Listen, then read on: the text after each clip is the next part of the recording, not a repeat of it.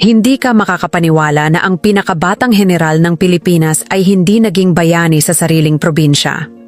Sa gulang na 20, habang ang karamihan ay naglalaro pa lamang ng trabaho at pag-ibig, si Manuel Tinio Ibundok ay nangunguna na sa isang hukbo, sumasalakay sa mga kuta ng Kastila at pinagkakatiwalaan mismo ni General Emilio Aguinaldo.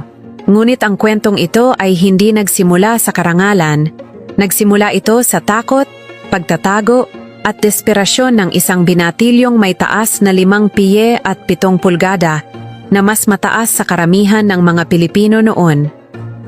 Ang simula ng digmaan, Abril 1896. Si Manuel Tinio, 18 taong gulang lamang ay sumali sa katipunan. Hindi dahil sa ninuno niyang insik na naging pinakaunang middleman ng tobacco monopoly. Hindi dahil sa pamilyang Tinio na siyang pinakamayaman sa buong Nueva Ecija. Sumali siya dahil nakita niya ang korupsyon ng alkalde mayor na kinontra mismo ng kanyang ama, si Kabesang Marianong Pulang Buhok. Kahit na namatay ang ama niya ng 12 anyos pa lamang siya. Sa loob ng 3 buwan, nag-organisa na si Manuel ng sariling kumpanya, mga kaibigan, kamag-anak at mga tenant, mga teenager, lahat. At noong Setyembre 2, 1896, kasama ang 500 lalaki, sinalakay nila ang San Isidro. May musikong bumbong pa, 100 riplelang laban sa mga Kastila saka sa tribunal. Namatay ang commander ng Guardia Civiles sa unang araw, ngunit dumating ang 200 pang Spanish reinforcements. Talo sila. 60 ang patay na Pilipino. Ang pagtatago. Hindi ordinaryong pagtatago ang ginawa ni Tinio. Tinugis siya ng mga Kastila ng walang tigil dahil sa taas niya. Literal na nangunguna siya sa mga umaatake.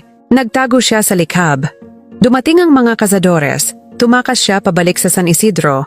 Lumipat sa Calaba, sa Alua, sa Santo Cristo. Hindi siya natutulog sa iisang lugar. Araw-araw takot, gutom, pagod.